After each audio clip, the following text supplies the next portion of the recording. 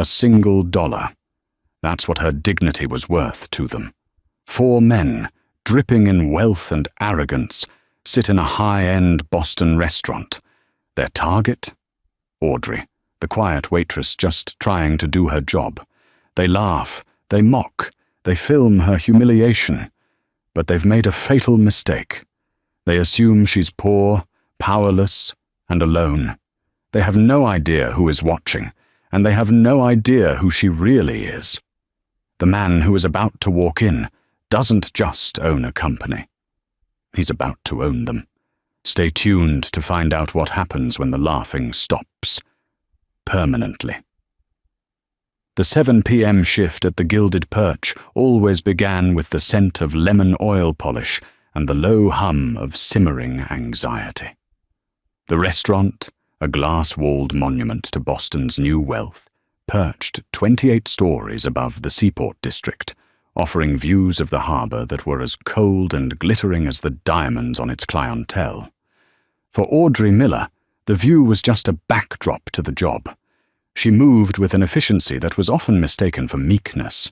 Her dark hair was pulled back in a severe regulation bun. Her white apron was starched to a painful crispness. Her shoes, sensible black non-slips, were the only part of her uniform that betrayed the human cost of luxury service. They were, as always, already aching. Audrey was not just a waitress, at least not in her own mind. She was an observer, a student of human nature in its rawest form. She saw the nervous young man proposing to a woman who seemed more interested in her phone. She saw the silent, unhappy couple communicating only through their wine orders. And she saw the predators. Tonight they arrived at 7:32 p.m. They didn't have a reservation, a cardinal sin at the Gilded Perch on a Friday. The hostess, a new girl named Paige, looked flustered. "I'm so sorry, sirs, but we are fully committed tonight." One of them, the clear leader, didn't even look at her. He was already scanning the room, his eyes dismissing the other diners. He was handsome in a harsh, angular way, wearing a dark Tom Ford suit that probably cost more than Paige's car. He pulled an opaque black card from a minimalist wallet. "Just find one," he said, his voice not loud, but carrying an unnerving finality. The man to his left, broader and louder, laughed. "Come on, Brent, don't scare the kid. Just tell your dad to buy the place already." This was Chad. Chad wore a Brioni blazer, but had paired it with a t-shirt, as if to prove he didn't care, which proved he cared immensely. The third, Kyle, was already filming, his phone held low, a smirk playing on his lips. "This is classic. Fully committed. Get her face, Brent." The fourth, Troy, just hovered behind them, smaller, paler, dressed in the same expensive brands, but wearing them like a costume. Mr. Henderson, the restaurant manager, materialized from the shadows of his office, his face a mask of anxious hospitality. He saw the black Amex Centurion card in Brent's hand and immediately pushed Paige aside. "Gentlemen, my apologies for the confusion. Of course, we have a table for you. Right this way." He led them to table 12, a prime window seat booth. It was in Audrey's section.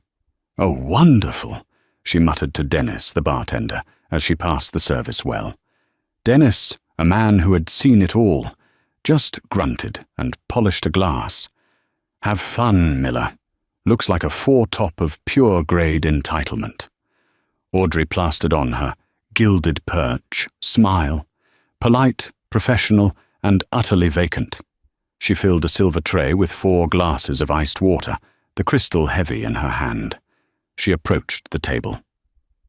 "Good evening, gentlemen. My name is Audrey, and I'll be your server." Brent was texting, his thumb a rapid blur. Chad was arguing with Kyle about a football trade. Troy was nervously picking at a breadstick. "Audrey?" Chad repeated, tasting the name. He looked up, his eyes roaming over her with a clinical, dismissive appraisal. "All right, Audrey. I want a bottle of the Aero 9 Screaming Eagle, and don't let me see you open it. Just have the sommelier approve it and bring it. Audrey didn't blink. An excellent choice, sir. I'll have our sommelier come right over to discuss it with you. What's to discuss? Brent said, finally looking up from his phone. His eyes were a pale, icy blue. Did you hear him? He wants the wine. Are you new here? No, sir, Audrey said, her voice perfectly even. It's simply restaurant policy for a purchase of that. Policy. Chad laughed, a harsh, barking sound. Honey, we are the policy. People like us are the reason you have a job. Now stop trying to upsell us on a conversation with some guy in a chainmail apron and just get the damn wine. Kyle was filming her face. Ooh, she's trying not to crack. Audrey took a slow, silent breath, letting the institutional calm wash over her. This was just a job. She was saving money. She had a goal. These men were just static. Of course, sir. The 09 Screaming Eagle, right away. She turned and walked away, her back perfectly straight. She didn't see Brent's small, cruel smile as he watched her go. This is going to be fun, he murmured. She's one of the ones that doesn't break. Oh, she'll break, Chad said, leaning back and lacing his hands behind his head. They all do. The next 2 hours were a masterclass in psychological torment. It wasn't one big thing. It was 1,000 tiny cuts. The Screaming Eagle, a $4,500 bottle of wine, was presented. The sommelier, a proud Frenchman named Gerard, handled the bottle like a newborn. Brent barely glanced at it. Fine, just open it. Gerard, offended, performed the ritual. Chad took a sip, swished it dramatically, and said, It's fine. A little warm, don't you think? Gerard's eye twitched. Sir, it is served at precisely cellar temperature, 60 degrees. Well, I like it colder, Chad declared, and to the horror of Gerard and Audrey, he motioned for her ice water glass. Sir, I would not recommend, Audrey started. Are you my server, or my mother? Chad snapped. He grabbed the glass and dumped the half-melted ice and water into his $400 glass of Cabernet. There, perfect. He grinned at his friends. Gerard looked like he was going to be physically ill. He gave Audrey a look of profound pity and retreated. This set the tone. They ordered appetizers, the most expensive ones, the caviar service, the seared foie gras, the wagyu tartare. Then they complained about them. This caviar, Brent said, pushing the mother-of-pearl spoon around. It's Russian, isn't it? Yes, sir. It's the Osetra, Audrey replied. I prefer beluga, Brent said, pushing the plate away. It's just saltier. This is mushy. My foie gras is cold, Kyle complained, even as steam was visibly rising from it. He'd taken one bite and then spent 5 minutes filming it from different angles for his social media story, complete with a barf emoji sticker.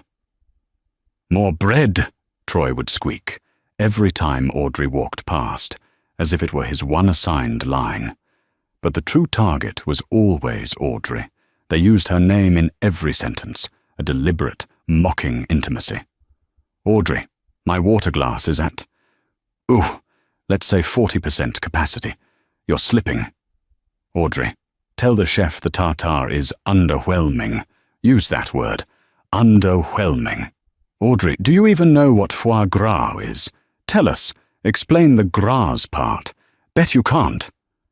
Audrey fielded every request, every passive-aggressive jab, with the same unblemished politeness. Yes, sir. Right away, sir. I will let the chef know, sir. But inside, a cold, slow-burning rage was beginning to build. This was not the plan. The plan was to work, to save, to learn. The plan was to finish her MBA at night, a program she was funding herself, one grueling shift at a time.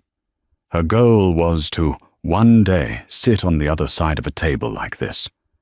Not as a guest, but as an owner. She wasn't just saving for a degree. She was saving to buy her own small bistro, a place where the food was honest and the staff was respected. These men, with their inherited wealth and bottomless boredom, were spitting on that dream without even knowing it. The main courses arrived. 3 48-ounce porterhouses, cooked rare but not, bloody, as Chad put it, and a simple salad for Troy, who was watching his figure. Brent took one look at his steak and sighed. "Audrey, come here." She approached. "Is everything to your liking, sir?" He pointed his $10,000 steak knife at the plate. "What is this?" "That is the 48-ounce porterhouse, sir. Cooked rare, as requested." "This isn't rare," Brent said, his voice dropping to a theatrical whisper. "This is blue. A good vet could bring this back to life." He looked around at the other tables. "Did you hear that, everyone? The Gilded Perch is serving raw meat." Several nearby tables turned to look. Mr. Henderson, who had been hovering by the hostess stand, began to sweat. "I can assure you, sir, that is a perfect rare," Audrey said, her voice hardening almost imperceptibly. "If you cut into the center—" "Don't tell me how to cut my meat," Brent snapped, his voice suddenly sharp. You're a waitress. You carry plates. You are not a chef. You are not a person who understands this." He waved his hand over the food, the wine, the table. "This is above you. Now take it back and tell the chef to make it medium rare. I've changed my mind, and I want a new one. I'm not eating this one after you've assured me." "And mine too," Chad chimed in, though he was already halfway through his steak. I'm getting sympathy disgust. Take it away." Kyle was filming the entire exchange, narrating under his breath. And here we see the Karen waitress in her natural habitat, arguing with the customer. This is why you get a degree, kids. Audrey's hands, hidden behind her back, clenched into fists so tight her nails bit into her palms. The sheer waste was what got her. The waste of food, the waste of money, the waste of air. "As you wish, sirs," she said, her smile now a brittle, painful thing. She collected the 2 massive, barely touched steaks. As she turned to leave, Chad stuck his foot out. Audrey, a seasoned professional, felt the obstacle before she saw it. She shifted her weight, a subtle, practiced pivot, and glided past the foot without breaking stride. But Chad hadn't been trying to trip her. He'd been trying to make her flinch. "Ooh, quick on her feet!" he roared with laughter. "Gotta be, in your line of work." As Audrey walked to the kitchen, the laughter of the 4 men felt like a physical blow against her back. In the kitchen, she set the plates down in the dish pit. "Chef," she called out, her voice tight. "Table 12, they changed their minds. 2 new porterhouses, medium rare." The chef, a burly man named Marco, slammed his fist on the steel counter. "Those are Donaldson wannabes. That's the 3rd time this month. They do this for fun. Henderson lets them because their daddy is some big-shot developer." He looked at Audrey, his anger softening. "You okay, Miller? You look pale." "I'm fine, chef," she said, taking a deep breath of the hot, greasy but honest kitchen air. "I'm just fine." The rest of the meal was a blur of performative disgust from table 12. The new steaks were too chewy. The side of truffle macaroni was clearly made with that fake oil. The desserts, which they insisted on ordering and then left untouched, were cloying and uninspired. Through it all, Audrey served.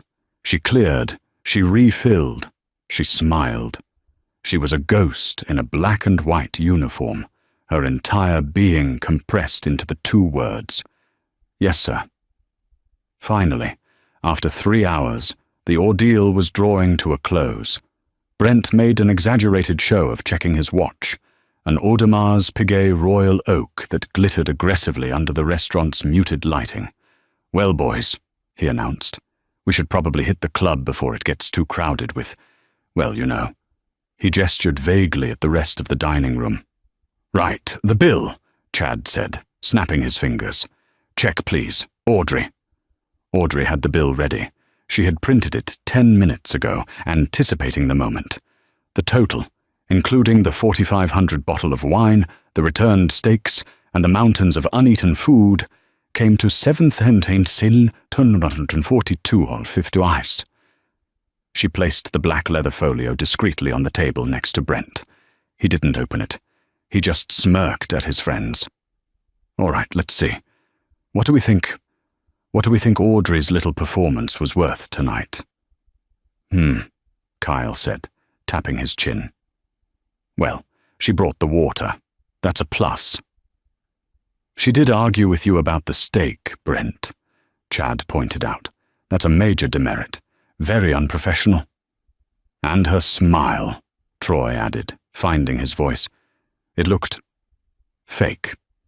"A fake smile for a fake job," Brent said, nodding sagely. He finally opened the folio, glanced at the total, and scoffed. He pulled a thick, disorganized wad of cash from the money clip of his Tom Ford wallet, a chaotic bundle of hundreds and fifties. Then, with deliberate, theatrical slowness, he reached into his pocket and pulled out a different, single crumpled bill, a $1 bill. He smoothed it out on the table, pressing the wrinkles flat. Then he picked it up, held it between his thumb and forefinger, and extended it toward Audrey. "Here you go, sweetheart," he said, his voice dripping with condescension. "This is for your effort." The other three roared with laughter. Chad slapped the table. Kyle fumbled for his phone to film it. "This is epic." The entire restaurant had gone quiet. The nearby tables, who had been witnesses to the relentless harassment, were staring, frozen in a mixture of horror and fascination. Audrey looked at the dollar bill. She looked at Brent's smiling, hateful face. She saw the other tables watching. She saw Mr. Henderson hovering by the bar, wringing his hands, but making no move to intervene. And in that moment, something inside her didn't just break. It forged. She did not take the dollar. She held her hands clasped behind her back. "I'm sorry, sir," she said, and her voice was no longer the flat, professional monotone of Audrey the waitress. It was quiet, clear and cold as the harbor water outside. "I can't accept that." Brent's smile faltered. He was confused. This wasn't part of the script. "What? Too proud to take a tip?" "No, sir," Audrey said. "It's just that the Gilded Perch has a policy on gratuity. And that," she nodded at the bill, "doesn't meet the standard." This, he understood. This was defiance.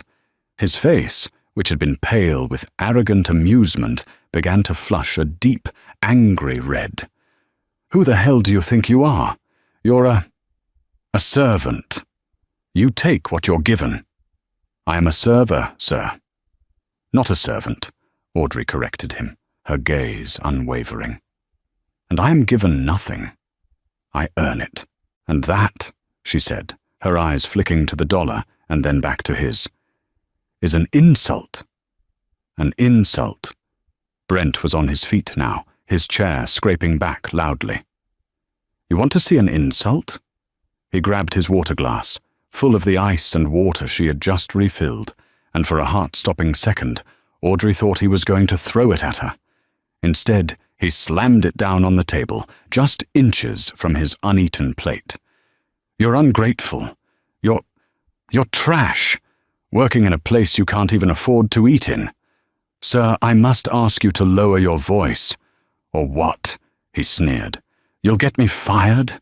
You'll spit in my food?" And then, in a fit of pure, childish rage, he swiped his arm across the table. His water glass, a heavy crystal tumbler, flew through the air and smashed on the hardwood floor, just inches from Audrey's feet. Ice and broken glass skittered everywhere. "Clean it up," he hissed, his voice low and venomous. "That's what you're good for. Clean it up." The sound of the shattering glass was like a gunshot in the silent dining room. Everyone was staring. Paige, the hostess, had her hand over her mouth. Dennis, the bartender, had a bar rag clenched in his fist, looking ready to vault over the counter. Mr. Henderson, however, was in motion. He scurried over, his face pale and slick with sweat. He held a linen napkin in his hand, dabbing at his upper lip. Audrey hadn't moved. She was still looking at Brent, her expression unreadable. The water from the broken glass was soaking into the hem of her black trousers. "Gentlemen! Gentlemen! Mr. Donaldson!" Henderson cried, his voice high and reedy. He didn't look at Audrey. He didn't look at the glass. He looked at Brent, his face a perfect mask of frantic appeasement. "Is there a problem here? Is everything all right?" Brent, his chest still heaving, pointed a shaking finger at Audrey. This waitress. She's being rude. She's insulting us. She refused my tip, and she's causing a scene." Chad, Kyle, and Troy, seeing their leader's rage, immediately chimed in. "Yeah, she's crazy," Chad said. "She came at us. We were just trying to have a nice meal." "I've got it all on video," Kyle added, holding his phone up as evidence. "She's been aggressive all night. Totally unprofessional." Audrey's mouth fell open. Aggressive? She had been a statue of subservience. She finally looked at her manager.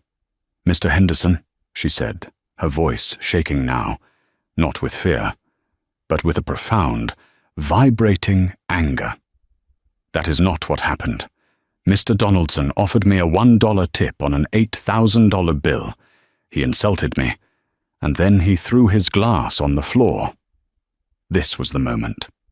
This was the moment for Mr. Henderson to be a manager, to be a leader, to defend his employee from a customer who was clearly and violently in the wrong. Mr. Henderson looked at Audrey. He saw a replaceable employee. He looked at Brent. He saw Brent Donaldson, son of Robert Donaldson, the real estate mogul who was rumored to be opening a new hotel in the seaport, a hotel that could, with a single phone call, ruin the Gilded Perch. He made his choice. "Audrey," Henderson snapped, his voice suddenly cold and official. "That is enough. You do not speak to our guests that way. You do not question their generosity. You do not make accusations." Audrey felt the blood drain from her face. "But he smashed the—" "I don't care what happened," Henderson cut her off, his eyes pleading with Brent for forgiveness. "The customer is always right. You know that. Now, apologize to Mr. Donaldson and his friends for the misunderstanding." "Apologize?" Audrey whispered. The word felt foreign, impossible. "Yes, apologize. Now," Henderson commanded. Brent's anger was melting away, replaced by a slow, triumphant smile. He had won. He always won. He crossed his arms and leaned back, waiting. "No," Audrey said. "What?" Henderson's head whipped back.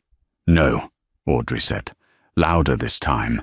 Her voice was shaking, but it was set. "I will not apologize for being insulted.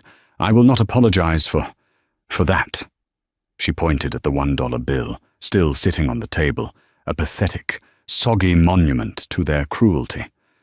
"Audrey Miller, you are this close," Henderson hissed, his face inches from hers. "You are this close to being fired. Now for the last time, apologize to the man. And clean up this mess," Brent added, his smile widening. He nudged a sharp shard of glass with the toe of his $2,000 Italian leather shoe. "You made it, after all."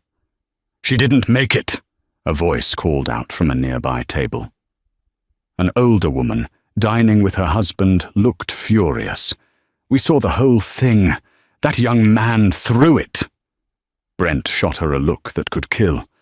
Mind your own business, old woman." Henderson ignored the witness. He looked at Audrey, his eyes like dead stones. "Audrey, I am giving you a direct order. Apologize to the guest and clean up this glass, or you are fired." It was the ultimate betrayal. Not just by the rich boys, who were, by their nature, cruel, but by her boss, the man who was supposed to protect her. He was siding with the wolves, and he was offering her up as the sacrifice. Audrey looked down at the glittering shards of glass. She looked at the 4 sneering faces. She looked at her manager, who was practically vibrating with cowardly fear. Her entire body was trembling. She felt a tear of pure, hot humiliation well in the corner of her eye. She squeezed it back. She would not cry. Not here. Slowly, her shoulders slumped. The fight seemed to go out of her. She looked at the floor. "Yes, Mr. Henderson," she whispered. Brent's smile was blinding. Audrey bent down. She started to reach for the large, sharp piece of the crystal tumbler. She was going to pick it up. She was going to clean it up. She was going to apologize. And then she was going to go to the locker room, pack her things, and never come back. She bent her knees, her hand outstretched to the mess, her dignity in tatters. "That won't be necessary, Mr. Henderson." The voice was not loud. It was not angry. It was calm. It was deep. And it was filled with an authority that silenced the entire restaurant more effectively than a gunshot. Every head turned.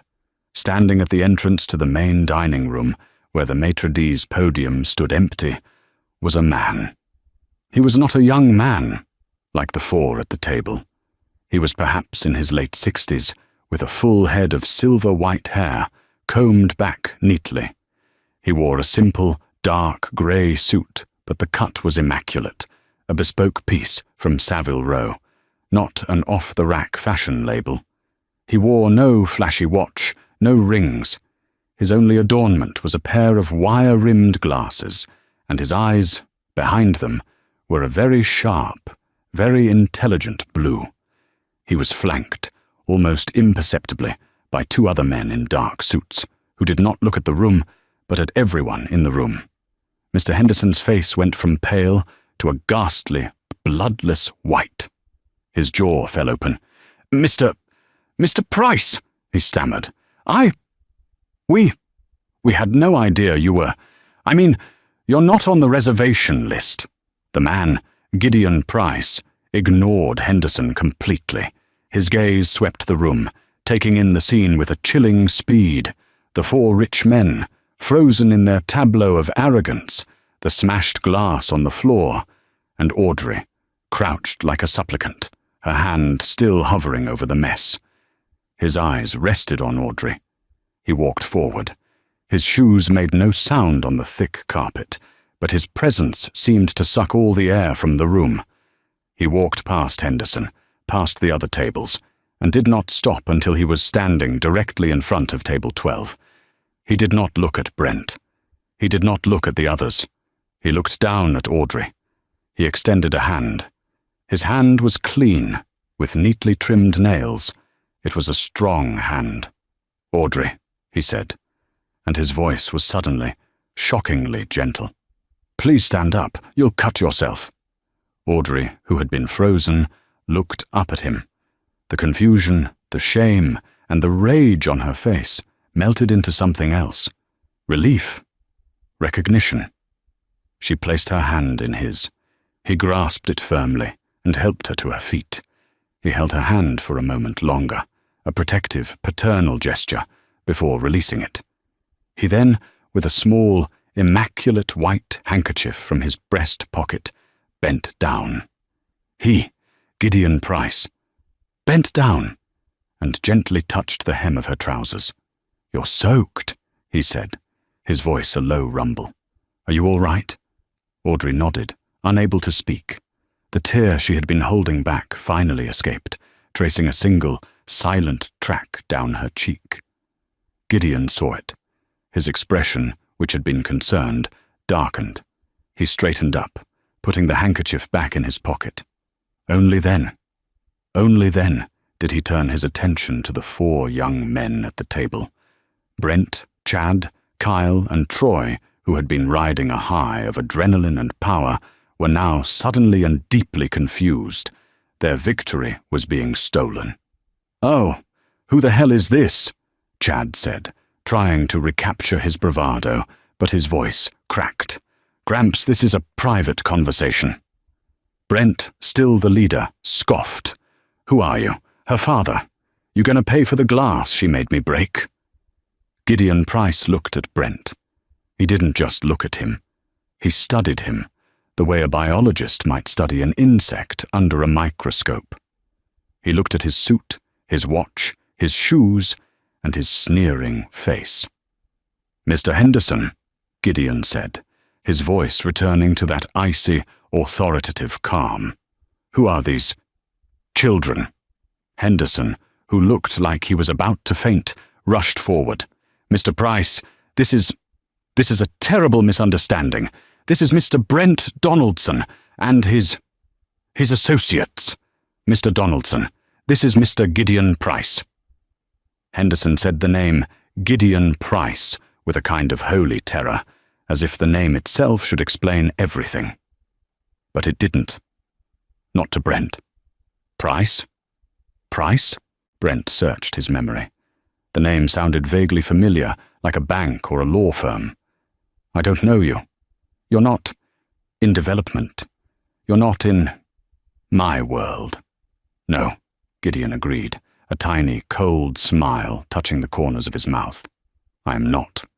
But you, Mr. Donaldson, are very much in mine." "What is that supposed to mean?" Brent snapped, his confidence returning. He was Robert Donaldson's son. This old man was nobody. "Look, old man, take your waitress and go. We're paying, well, we're about to pay a lot of money here." "Oh, you are," Gideon agreed. "You are about to pay. Far more than you can possibly imagine. But not for the meal."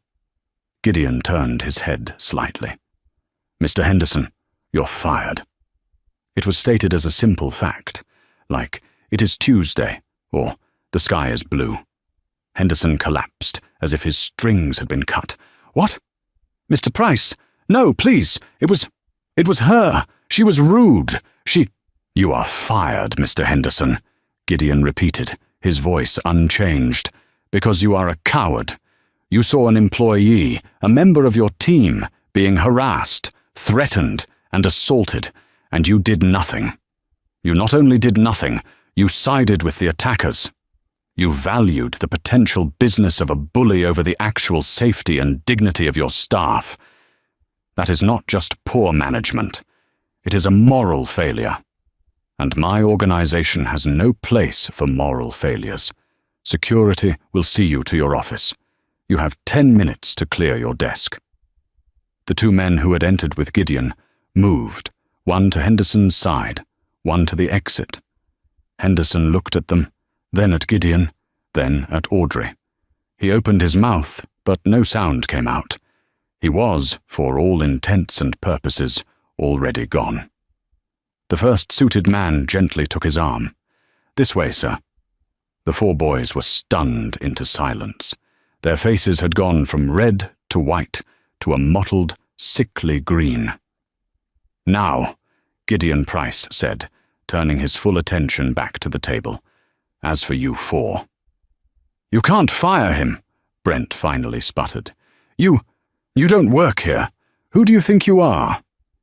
Gideon smiled, and this time it was a real smile, but it was the most terrifying thing Audrey had ever seen. It was the smile of a shark that had just found blood in the water. "Who am I?" he repeated. "That's an excellent question, Mr. Donaldson. I am Gideon Price. I am the acting chairman of the Price Miller Trust, and you are sitting in my restaurant." The silence that followed was absolute. It was so quiet that Audrey could hear the hum of the wine fridge from behind the bar, 30 feet away. Brent's face was a mask of confusion. Your restaurant?" You own the Gilded Perch? He'd been coming here for years. He knew the owner was some faceless corporation, Boston Hospitality Group, or something. Oh, goodness, no, Gideon said, with a light, airy laugh that was more chilling than a shout. I don't own the Gilded Perch. He paused, letting the statement hang in the air. This, he said, gesturing to the restaurant, is just one small, tiny asset, a line item on a portfolio, belonging to the trust. He then did something that changed everything.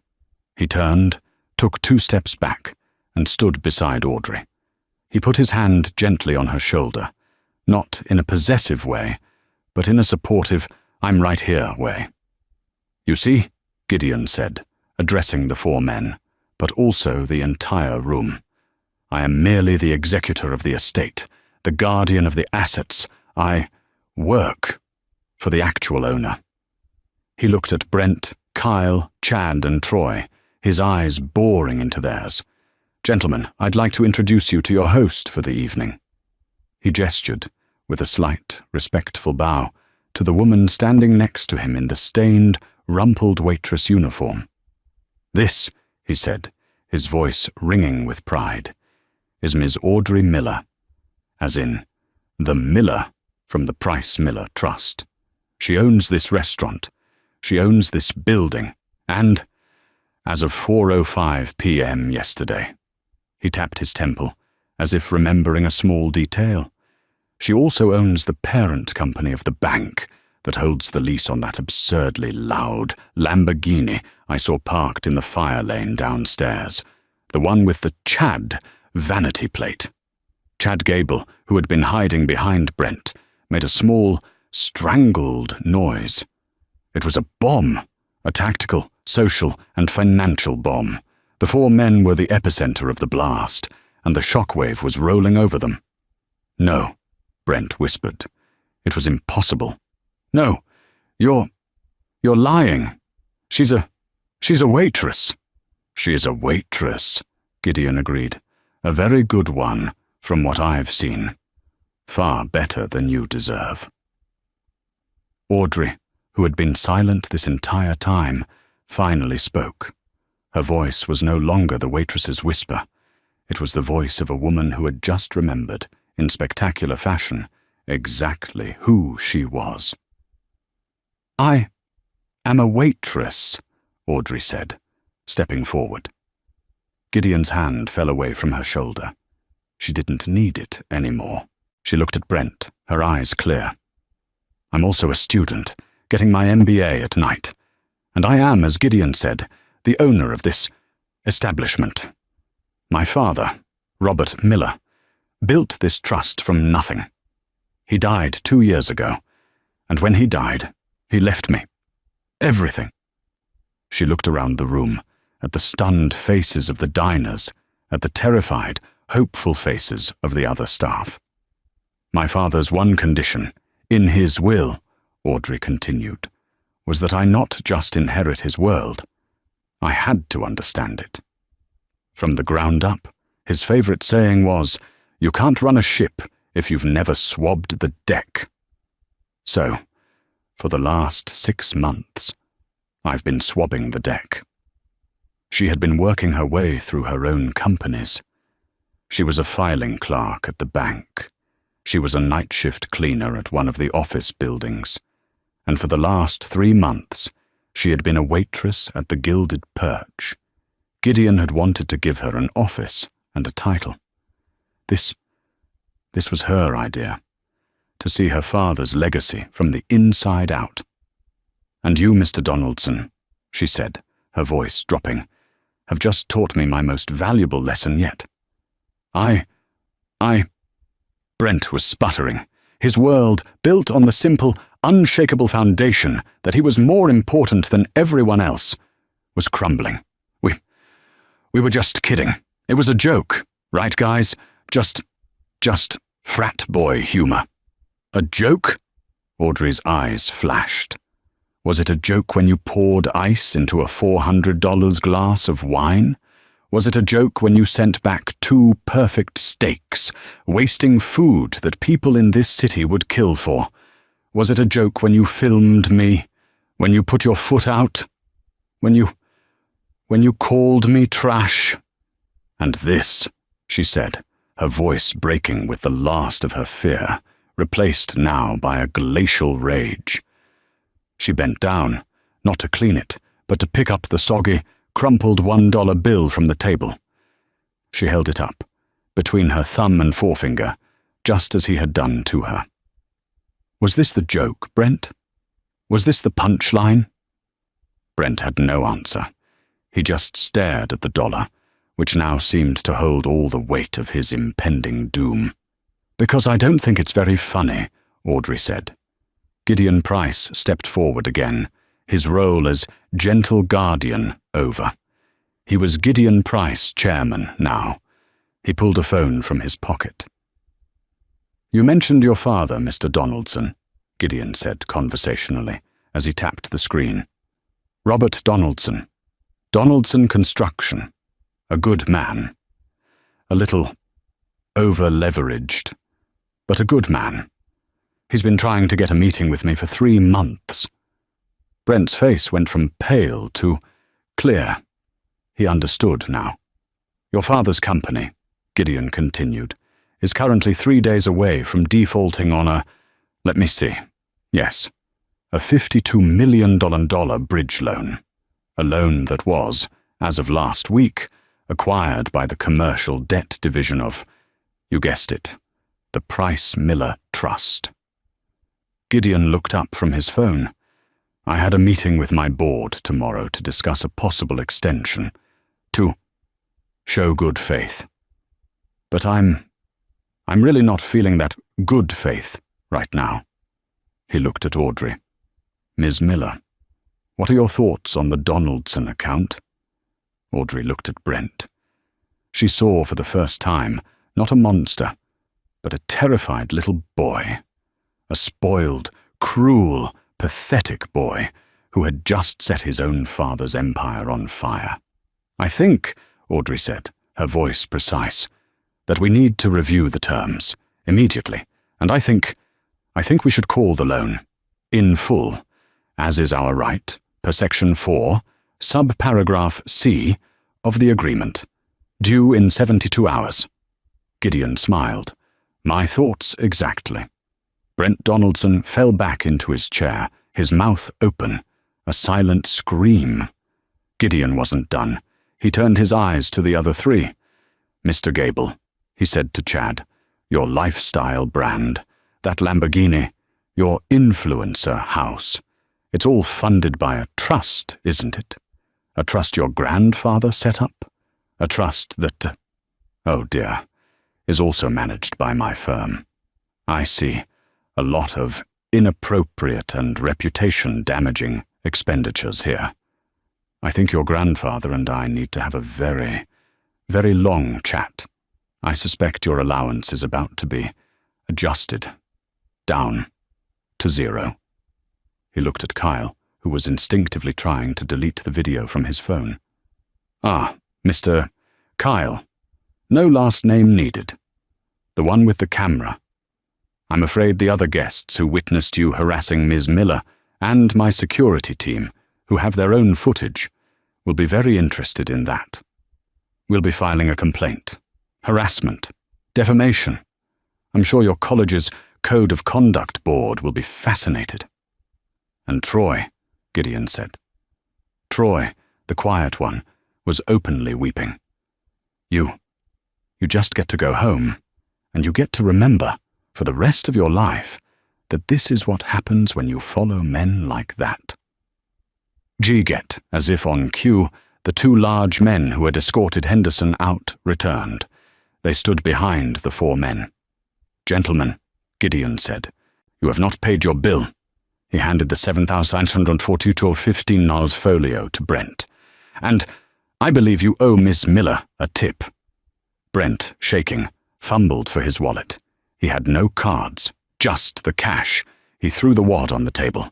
Take it all. Just, please, don't call my father." "Oh, "I'm not going to call your father," Gideon said. "You are, and you are going to tell him exactly what you did, and why his company is now bankrupt." He looked at Audrey. Audrey nodded. "Now," Gideon said to the four of them, "get out of my restaurant." The four men, now stripped of their bravado, looked like deflated balloons. They scrambled from the booth, a clumsy, chaotic exit that was a stark contrast to their arrogant arrival. Brent, his face the color of ash, fumbled with the folio, his shaking hands unable to manage the simple task.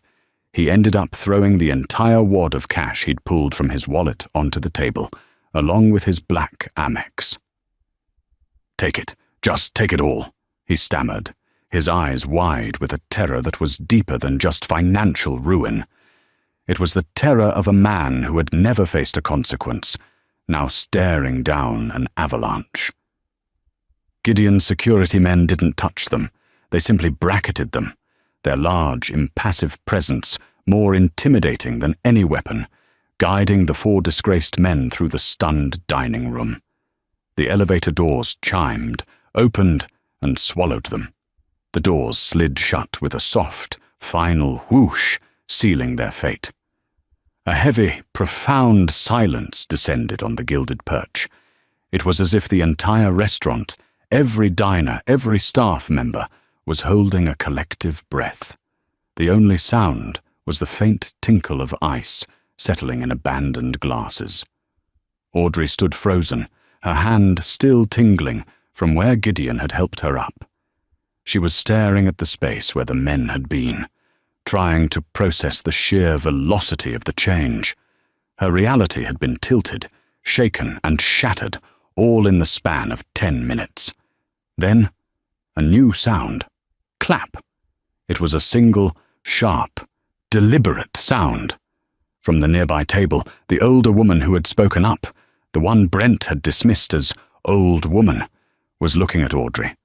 Her face was stern, but her eyes were shining. She clapped again, slowly, rhythmically. Clap, clap, clap. Her husband, seeing her intent, joined in. Then, a table across the room, a young couple began to clap. From the kitchen, the double doors burst open. Chef Marco stood there, his tall white toque slightly askew, wiping his beefy hands on his white apron. He let out a sharp, approving whistle and began to clap, his large hands making a sound like thunder. Suddenly, the dam of silence broke. The entire room erupted. The other servers, the busboys, the hostesses, Paige was openly weeping with relief, and every single diner rose to their feet. They were not just clapping, they were giving a standing ovation. They were not applauding Gideon, the man with the power. They were applauding Audrey, the woman in the stained apron. They were applauding the waitress who had held her ground, the woman who had absorbed their insults, the employee who had been betrayed by her manager and had, in the end, triumphed. This was the moment the tears came. The iron control Audrey had maintained for 3 hours, and in truth, for 6 long months, finally shattered. But these were not the hot, humiliating tears she had fought back earlier. These were tears of pure, unadulterated release. It was the sound of the applause, the validation from all these strangers and colleagues that finally undid her. She covered her mouth with a trembling hand, her shoulders shaking as the tension, fear, and rage finally drained out of her, leaving her weak-kneed and overwhelmed. Gideon Price, his face impassive but his eyes kind, let her have the moment. He turned, his work as the executioner finished, and walked to the bar. Dennis, the bartender, was frozen, a polishing cloth in his hand. "Dennis!" Gideon said, his voice now back to a conversational tone. Dennis jumped. Mr. Price, sir. My God. Dennis, a glass of your best champagne." "No," Gideon corrected himself, a slight smile touching his lips as he looked at the cheering staff. "A case of the Dom Perignon, for the entire staff. This night's service is officially over, and he glanced back at Audrey, who was just beginning to regain her composure, wiping her eyes. I believe Miss Miller would like a very, very expensive bottle of Evian. Still, no ice. Dennis, breaking into a grin for the first time all night, nodded sharply. Right away, Mr. Price. And Dennis, Gideon added, send the entire bill for this disaster to my personal account, including the, $7,815 from table 12. Take their cash as the start of the staff bonus pool. Leave the card. I'll have it returned. As the applause began to die down, Gideon walked back to Audrey. He gently guided her away from the broken glass and the ruined table, leading her to a quiet, clean booth by the far window, one with a commanding view of the glittering harbour. Sit, Audrey. You've been on your feet for long enough. She sank onto the plush leather, her legs feeling like they might give out. Gideon, she said, her voice thick and trembling. You didn't have to. Oh, I most certainly did, Gideon said, sitting opposite her. He reached into his breast pocket and pulled out the crumpled, soggy $1 bill. He smoothed it on the pristine white tablecloth, his expression unreadable. Your father, Robert, and I. We built this enterprise on a handshake. He was the most honorable man I've ever known. He despised bullies. He carefully folded the dollar bill into a small, neat square and tucked it back into his pocket. A souvenir, to remind me what we're fighting against. Dennis arrived with a silver tray. He placed the chilled bottle of water and a crystal glass in front of Audrey, and a single, perfect champagne flute in front of Gideon. He then poured the champagne. To the boss, Miss Miller, Dennis said, his voice rough with emotion. He raised the tray in a small toast, his eyes filled with a new, profound, and genuine respect. Audrey blushed, the colour rising in her cheeks. Thank you, Dennis, she said, her voice barely a whisper. He nodded, gave Gideon a respectful look, and then turned to go orchestrate the staff's celebration. Audrey watched him go, then turned back to Gideon, her mind racing. Gideon, what you said, about the loan, about their trusts, about Donaldson Construction? She had to know. Was that true? Gideon took a slow, appreciative sip of his champagne. Every single word. He set the glass down. The Price Miller Trust is not a blunt instrument, Audrey. It's a surgical tool, and I have been aware of Robert Donaldson's finances for some time. He's reckless. He's been using his company as a personal piggy bank, over-leveraging on risky vanity projects. That $52 million bridge loan? It's been on my desk for a week. I was, as I said, considering an extension, as a favor to your father's memory of him. But, he looked at her, his eyes sharp. Tonight you provided the diagnostic data I needed. You showed me the character of the man's legacy. The rot doesn't just start at the top, it flows all the way down. An organization that produces a son like that is not one we should be in business with. And Chad Gable? She asked, her voice stronger. His grandfather is a good man, Gideon said, but a sentimental one. He set up his grandson's trust with my firm, but with too few guardrails. I've been compiling a report on Mr. Gable's reputation-damaging expenditures for weeks. His influencer lifestyle is a liability. Tonight's events simply moved that report to the top of my actionable pile. Audrey took a deep breath, the cold water feeling good in her dry throat. The room was buzzing around her, the staff jubilantly popping corks, but her world had shrunk to this table, this man, this new, terrifying reality. What do I do now? She asked, the question that had been hovering in her mind, finally taking voice. I can't. I can't be Audrey the waitress anymore. The experiment is over. They all... No. She looked over at the staff, who were already glancing her way with a mixture of awe and trepidation. I'm not one of them. Not really. No, Gideon said softly, but with a note of finality. You can't. And you're right. You're not one of them. He leaned forward. Tomorrow, you're not Audrey the waitress. You're Audrey Miller, the owner. And your education, the real one, begins at 9 a.m. He saw the fear in her eyes, and his voice softened. You're not alone in this, Audrey, but you are in charge. So here's the plan. First, we take care of our people. Tomorrow morning, your first act will be to promote Dennis to interim general manager. I saw him tonight. He was gripping that bar rag like a weapon, ready to jump over and defend his colleague. That is a manager. Henderson was just a suit. Audrey nodded, a small, watery but real smile breaking out on her face. It was the first time she had smiled all night. He is a good man.